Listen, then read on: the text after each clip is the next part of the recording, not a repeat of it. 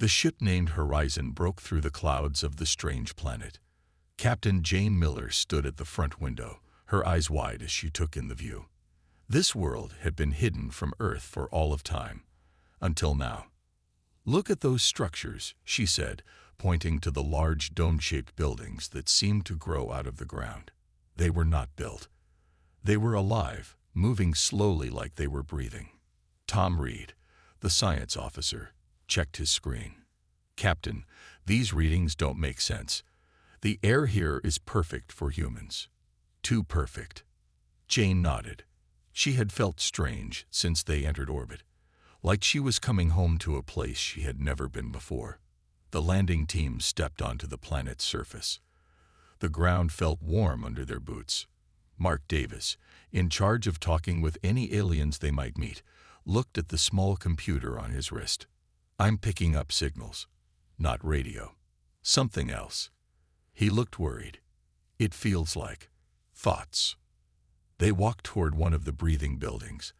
Around it, they found odd stone pictures that looked just like old drawings from Earth, pictures of gods and stars that matched those found in Egypt and Mexico. Jason Bell, the team's guard, pointed his light at something shiny. "Captain, you should see this." In the dirt was a small metal object. Jane picked it up and felt a shock run through her body. The object showed a map of stars, Earth's stars, from tens of thousands of years ago. "How could they know about Earth so long ago?" she whispered. Tom was busy taking samples of plants nearby. His face went white as he looked at his testing device. "This can't be right. The DNA here, it's almost human. 99.7% match." Before anyone could respond, tall figures stepped out from behind the living buildings. They had skin that shimmered with colors like oil on water. Their eyes were large and kind. They had no mouths, but Jane heard a voice in her head. "Asterisk, welcome home, travelers." Asterisk. The team froze. The aliens were at least 7 feet tall, thin but strong-looking. They didn't carry weapons. Instead, they held out their hands, palms up, in a greeting that somehow felt familiar to Jane. One stepped forward. Unlike the others who shimmered blue and green, this one's skin had flecks of gold. Asterisk, I am the first. Asterisk, the voice in Jane's mind said. Asterisk, we have waited a very long time for you to return to us.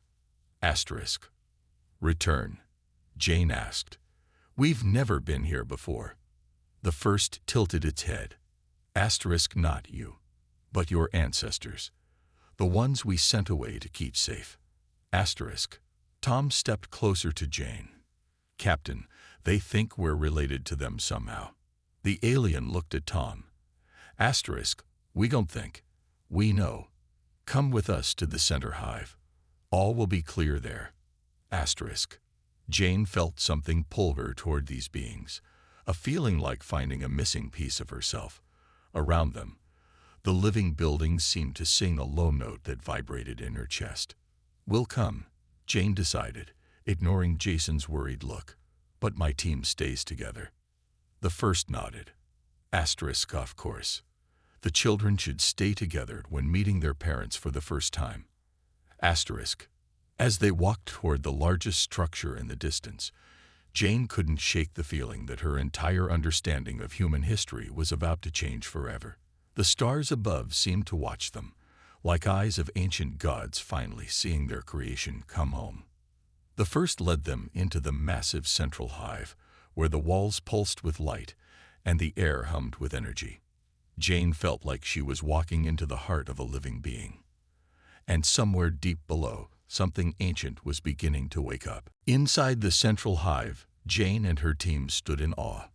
The walls were not made of stone or metal, but of something alive. They glowed with soft blue light that moved like water. It's a computer, Tom said, touching one wall carefully. But alive. The whole building is thinking. The first led them to the middle of a large round room. Asterisk. This is our history keeper. Here, we store all we know. Asterisk. In the center sat a pool of clear liquid that glowed from within. The first gestured for Jane to come closer. Asterisk to understand. You must see. Will you? Asterisk. Jane looked at her team. Mark nodded, but Jason kept his hand near his weapon. She took a deep breath and stepped forward. What do I do? She asked. Asterisk touched the pool. Your mind will join with ours. Asterisk. Jane knelt beside the strange liquid. Slowly, she put her hand into it. The world around her disappeared. She saw Earth, but not as it was now. It was Earth from millions of years ago. She watched as huge ships landed. From them came the tall, shimmering aliens. They'd mixed their blood with the early life on Earth. They helped it grow, change, become more. You made us, Jane whispered, though her real body was far away. The first's voice came to her. Asterisk, we seeded many worlds. Earth was special.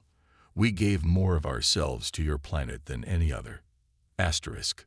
Jane saw humans evolve, watched as the aliens visited again and again, guiding without controlling, teaching without forcing. Why did you leave? She asked. Asterisk, we had to. Something was happening to us. We grew weaker as you grew stronger. Asterisk. The vision ended. Jane pulled her hand from the pool, gasping. The others rushed to her side.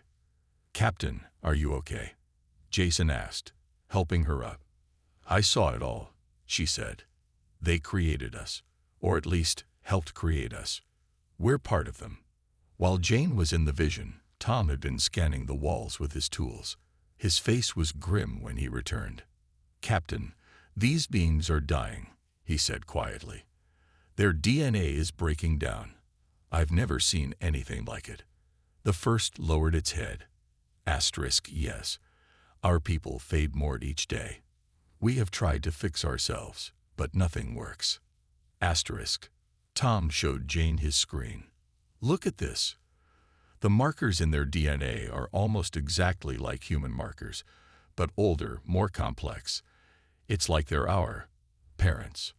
On the Horizon ship above the planet, one crew member was making a terrible discovery. Mark had left his communication link open.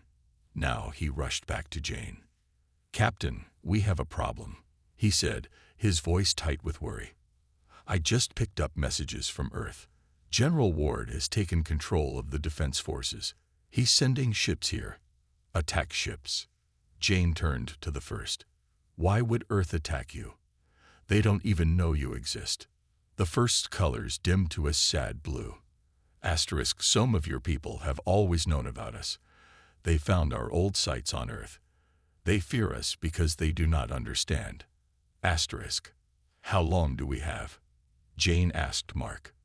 3 days, maybe less. Ward is calling this a preemptive strike. He's telling everyone these aliens plan to invade Earth. The first looked at Jane with its large eyes. Asterisk. We have no weapons. We gave up war ages ago. Asterisk. Then we need to make Earth understand the truth, Jane said. We need proof that you're not enemies. The first colors changed to a deep purple. Asterisk. There is one who can help, the one who began it all, but she has been sleeping for a very long time. Asterisk. Who? Jane asked. Asterisk, the mother, our queen. She who first gave her blood to create your kind. Asterisk. The first looked at each human carefully. Asterisk, she sleeps deep below. We can take you to her, but waking her may change everything. Asterisk. As they followed the first to a downward path, Jane couldn't help but feel that humanity was about to face its true mother. And she wasn't sure if that meeting would bring peace or destruction. The path down was long and winding. Jane and her team followed the first deep under the planet's surface. The walls around them pulsed with soft light, like they were walking through the veins of a giant being. How far down does this go? Jason asked, keeping close to Jane. Asterisk. The mother rests at the heart of our world. Asterisk. The first answered in their minds. Asterisk. She has slept there since before your people learned to make fire. Asterisk. After what felt like hours, they reached a large door made of a metal that none of them recognized. It shimmered like the alien skin, changing colors as they moved. Asterisk, beyond this door lies the truth of your beginning. Asterisk, the first said. Asterisk, are you ready to see? Asterisk. Jane nodded. She had come too far to turn back now. The door opened without a sound. Inside was a huge round chamber filled with a gentle blue light. In the center floated what looked like a giant drop of water, but it was thick like honey and glowed from within. Inside the drop was a being. She was like the other aliens, but much larger and more beautiful. Her skin shifted through all colors of light. Though her eyes were closed, Jane felt like she was being washed. Is that her? Tom whispered. The Queen? Asterisk. Yes. Asterisk. The first bowed its head. Asterisk. The mother of all. She who gave herself to create new life across the stars. Asterisk. Jane stepped closer to the floating drop.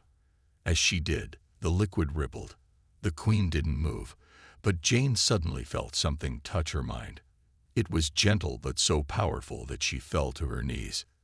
Images flooded her thoughts. She saw the Queen, young and strong, traveling among the stars in great ships. She watched as the Queen took her own blood and mixed it with the life on countless planets. On Earth, she stayed longer than anywhere else, carefully guiding the evolution of early humans. Jane saw the Queen being worshipped by ancient humans as a goddess. Different names in different places: Isis, Gaia, Tiamat, Parvati, but always the same being, always the mother. Then came the pain. Jane felt the Queen's sadness as she had to leave Earth. Something was happening to her people. They were growing weaker as humans grew stronger. When the vision ended, Jane was crying. She's our mother, she whispered. The mother of all humans. Tom had been scanning the Queen while Jane was in her vision. His face was pale when he looked up from his device. Captain, I figured it out, he said. The timing of their decline matches exactly with human advancement. When we started building cities, they began to weaken. When we discovered electricity, they got worse. What does it mean? Mark asked. Tom looked at the first. It's like the universe keeps a balance. As we get stronger, you get weaker. We're taking your place. The first's colors darkened. Asterisk, yes. This is why we had to leave Earth. When we lived close to humans, our decline was faster. Asterisk. But that means... Jane looked at the sleeping Queen with new understanding. If humans keep advancing, your people will die out completely. Asterisk. This is our fate. Asterisk, the first said. Asterisk, unless. Asterisk. A sudden beeping came from Mark's communicator. He checked it and looked at Jane with fear in his eyes. Captain, the Earth fleet is here. They arrived early. General Ward is demanding we return to our ship or he'll consider us traitors. Jason moved closer to Jane. What do we do, Captain? Jane stared at the Queen, floating in her liquid home. This being had given birth to humanity, and now humanity was coming to destroy her. We need to wake her, Jane said firmly. The Queen is the only one who can make Earth understand. The first colors flashed with alarm. Asterisk, waking the mother is dangerous. She has been asleep for thousands of years. Her mind is very powerful. If she wakes in anger... Asterisk. We don't have a choice, Jane said. If we do nothing, Ward will attack, and your people will die. As if hearing their words, the liquid around the Queen began to glow brighter. Her fingers moved slightly, the first movement in millennia. Jane felt a whisper in her mind, ancient and powerful. Asterisk, my children have returned, but something is wrong. Something has changed. Asterisk. The mother was beginning to wake up. In space above the alien world, 20 large Earth ships appeared. They were gray and sharp, built for war. On the biggest ship, General Alan Ward stood looking at the planet on a large screen. Any response from Captain Miller's team? He asked the young officer. No, sir. They're still down there with the aliens. Ward's face hardened. He had spent his whole life fighting for Earth. He had told people for years that aliens were a threat. Now that real aliens had been found, he would not let them take over. "Prepare the weapons," he ordered. "If Miller won't come back, she's chosen her side." Back in the deep chamber, Mark's face went white as he listened to messages from the Earth fleet. "Captain, they're getting ready to attack," he said to Jane. "Ward is saying these aliens have taken control of our minds. He's not listening to anything we say." Jane tried again to reach the fleet. "General Ward, please listen. These beings are peaceful. They have no weapons. They're related to us." Ward's voice came back cold and angry. "Captain Miller, you've been compromised. The aliens are controlling you. Step away from them and return to the ship." "Sir, I've seen the truth. We came from them. They're our ancestors." The communication cut off. Mark looked at Jane. He's not going to listen. Tom had been studying the Queen. Now he turned to Jane with worry in his eyes. "Captain, I found something else. The weapons on Ward's ships. They're not normal bombs. They're new quantum weapons designed to break apart DNA." "What does that mean?" Jason asked. "It means they could destroy not just the aliens, but also their genetic code, the very thing we share with them." Tom looked grim. "If these aliens and humans are as connected as we think, those weapons could harm us too." The first moved closer to the sleeping Queen. Its colors were pale now, almost white with fear. "We cannot fight, it said to Jane. Our people gave up weapons long ago. We believed peace was better than power. Then we need the Queen," Jane said. "Can she stop the attack?" Perhaps, but awakening her fully requires great energy. The first looked at Jane closely. She would need fresh genetic material from a human to help strengthen her. My blood, Jane asked. More than blood. A deep connection. It would be dangerous for you. Above them, the Earth ships moved into attack position. Ward gave the order to target the largest alien structures first. On his screen, a soldier showed Ward strange readings. "Sir, those buildings are alive. They're like giant brains. All the more reason to destroy them," Ward said coldly. "If they think, they can think about attacking us." In the Queen's chamber, Jane made her decision. "Use my DNA. Connect me to the Queen. We have to try." The first led Jane to the glowing drop where the Queen floated. Place your hands on the liquid. Open your mind to her. But be careful, her thoughts are very powerful. They could overwhelm you. Jane placed her hands on the warm liquid. It felt like touching electricity. Her mind expanded, reaching for the ancient being inside. The Queen's consciousness touched Jane's, and Jane gasped at its vastness. It was like falling into an ocean of memories and knowledge. "Woe calls to me?" A voice asked in Jane's mind. It was deep and powerful, like mountains speaking. "I am Jane Miller, from Earth. Your children are in danger. Earth has sent ships to destroy this world." The Queen's mind wrapped around Jane's, examining her memories, learning in seconds what had happened in thousands of years. My children, fight my children, the Queen's voice said sadly. What has become of you? Above, Ward gave the final order. Fire. The ships released their weapons toward the planet just as the Queen began to fully awaken. The weapons fell toward the planet. Trails of red light marked their path through the sky. In the deep chamber, Jane's mind was still connected to the Queen. She felt the Queen's consciousness grow stronger with each second. The liquid around the Queen began to glow brighter than the sun. Her body moved, slowly at first, then with more strength. Her eyes opened, revealing deep pools of light that had seen the birth of worlds. As the Queen awoke, something amazing happened across the entire planet. All the living buildings lit up at once. A wave of energy spread outward, rising from the ground to the sky. On the Earth ships, screens went blank. Controls stopped working. Every person on every ship suddenly felt a presence in their mind, gentle but unstoppable. General Ward tried to fight it. "Continue the attack," he shouted, but no one moved. They were all frozen, their eyes wide as they received the same vision. The history of human creation. The weapons themselves stopped in midair, held by some invisible force. Then they simply fell apart, breaking into harmless dust that floated away.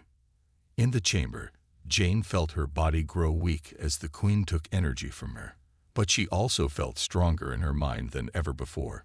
She could sense everything: the planet, the ships above, even Earth far away. The Queen rose from her liquid bed. She was enormous, nearly 12 feet tall, with skin that contained all colors at once. Her movements were slow and careful, like someone waking from a very long sleep. When she spoke, her voice was in everyone's mind, not just the humans in the chamber, but every human on the ships, and even people back on Earth. "I have slept too long, she said. My children have forgotten who they are. In Ward's ship, the general fell to his knees. For the first time in his life, he felt true fear, not of being hurt, but of being wrong about everything he believed. The Queen turned her gaze to Jane, who stood weakly before her, supported by the first. "You have brought me back at great cost to yourself, the Queen said. Your DNA has merged with mine. We are now connected in ways even I do not fully understand. Jane's skin had begun to shimmer slightly, like the alien skin. She felt different, changed. "Will it stop the fighting?"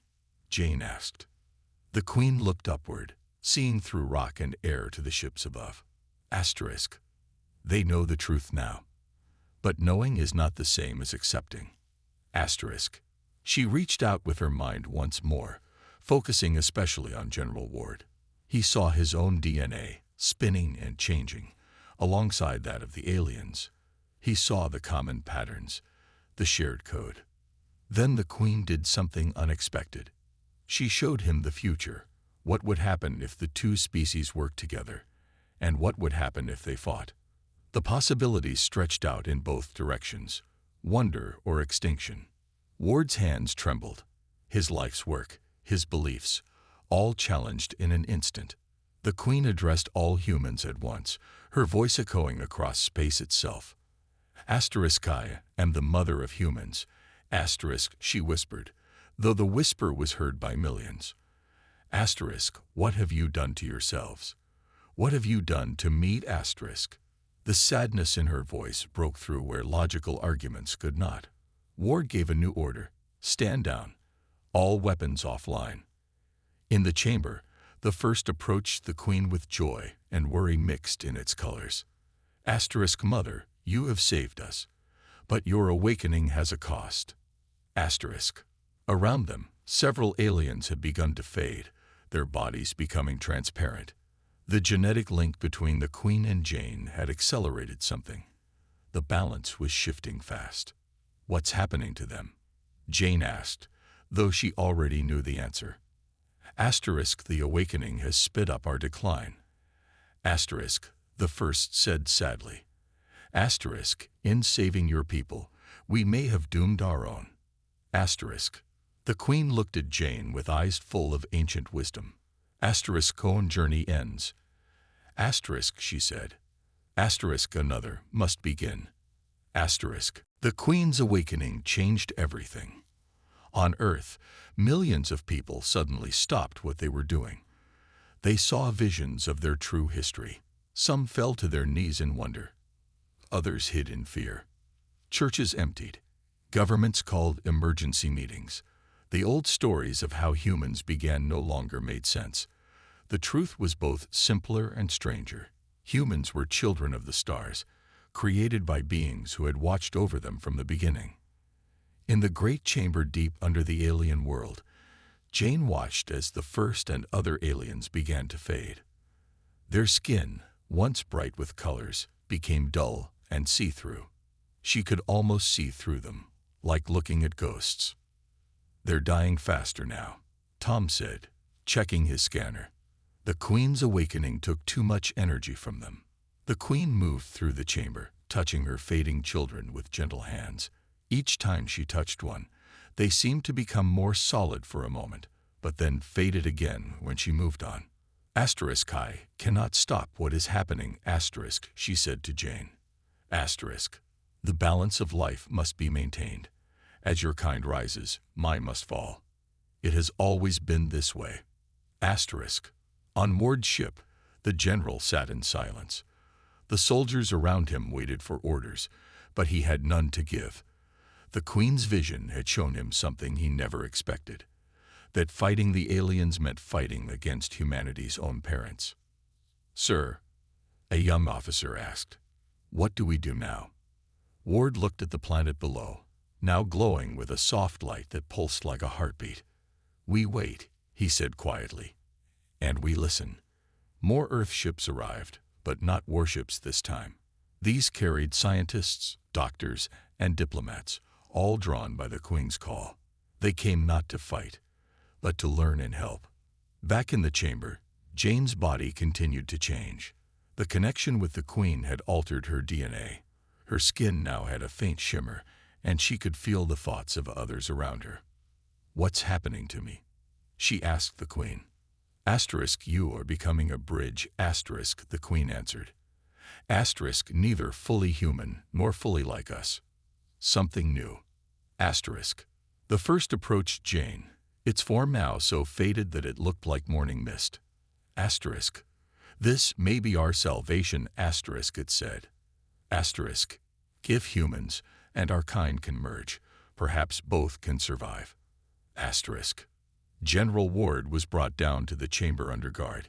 He stood before the Queen, a man who had spent his life fearing aliens, now face to face with the mother of his species.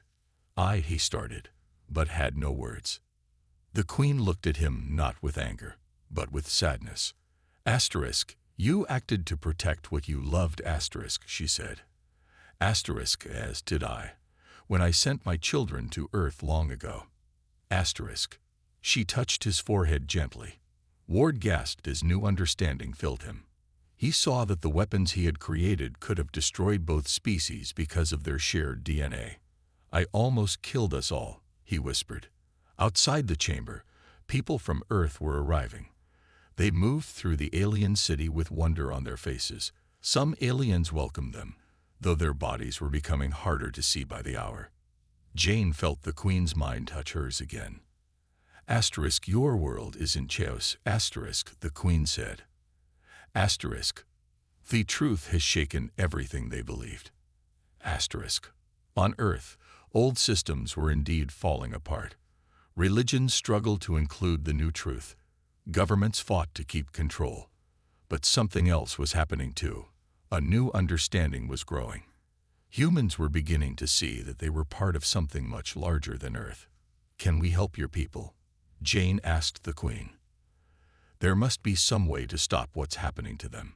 The Queen's eyes shimmered with something like hope. Perhaps.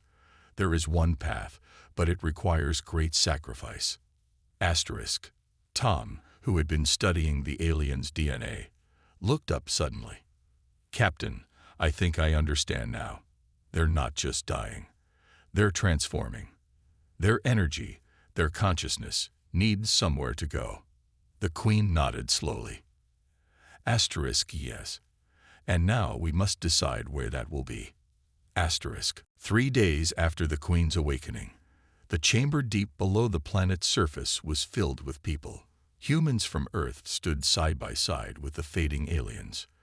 The air felt heavy with importance. The Queen had grown weaker. Her once bright skin now flickered like a dying light. Jane stood beside her, partly human, partly something else. The connection between them had changed her, but it had also given her understanding no other human had ever had. "I have found a way," Tom announced, walking into the chamber with several screens floating around him. Even General Ward leaned forward to hear. "The aliens aren't truly dying. They're losing their physical form, but their consciousness, their essence, remains. Where does it go? Jane asked. Nowhere, Tom said. That's the problem. It needs somewhere to go. The Queen nodded slowly. Asterisk. He speaks truth. My children's minds have nowhere to live when their bodies fade. Asterisk. Jane understood suddenly. They need new bodies. Asterisk lies. Asterisk, the Queen said. Asterisk. When I sent my genetic material to Earth long ago, I created a safe place for our kind to live one day. You humans were not just an experiment. You were our future. Asterisk. Ward stepped forward. Are you saying you want to take over human bodies? The Queen shook her head. Asterisk, not take over. Join with. Become one new thing, greater than either alone. Asterisk. Tom showed everyone his screens. I've tested it. Human DNA and their DNA can combine, creating a hybrid that's stable. Jane is already partly changed. Others could volunteer too. It would be a true joining, Jane said. Not humans or aliens, but something new. A bridge between both worlds. The first, now barely visible, moved closer. Asterisk, only volunteers. Only those who choose freely. Asterisk. Ward looked troubled. How many aliens need to be joined? Asterisk, not all. Asterisk, the Queen said. Asterisk, just enough to preserve our knowledge. Our history. Perhaps 1,000 minds. Asterisk. Jane turned to her crew. I'm already changed. I'll be the first true volunteer. Tom nodded. I'll join too. What we could learn from each other. Mark and Jason looked at each other, then stepped forward together. We're in, they said. Ward stayed quiet for a long time. Then he spoke softly. I spent my life fighting what I didn't understand. Maybe it's time I understood. He joined the line of volunteers. The Queen led them to a room with large crystal pods. Asterisk. The joining must be done carefully. Your bodies will change, but your minds will remain yours, with new knowledge added. Asterisk. As the volunteers entered the pods, the Queen whispered to Jane. Asterisk. You have saved us, and perhaps we have saved you. Asterisk. Jane saw a vision from the Queen's mind. A future where the joined beings helped both species grow together. Humans gained the wisdom and knowledge of the ancient aliens. The aliens gained new life and energy from the humans. Together, they could reach further into the stars than either could alone. The Queen's body began to fade completely as she used the last of her strength to guide the joining process. But before she disappeared, she touched Jane's face. Asterisk, my consciousness will live in you now. Asterisk, she said. Asterisk, guide them well, daughter. Asterisk. Light filled the chamber as the joining began. In the pods, humans felt ancient memories flow into them. The aliens felt new strength and hope. On Earth, people watched the sky as a new light appeared among the stars. Not a weapon or a threat, but a promise. A signal that humanity was not alone, and never had been. When Jane emerged from her pod, her eyes shimmered with the same light as the Queen's. The others followed, each changed in their own way. What now? Ward asked, looking at his hands that now held a faint glow. Jane smiled, the wisdom of the Queen now part of her. Now we build something new, together. As they left the chamber, heading toward the surface where humans and aliens waited, Jane felt the Queen's final thought echo in her mind. Asterisk, the children have become the parents. The circle is complete. Asterisk, a new chapter for both species had begun.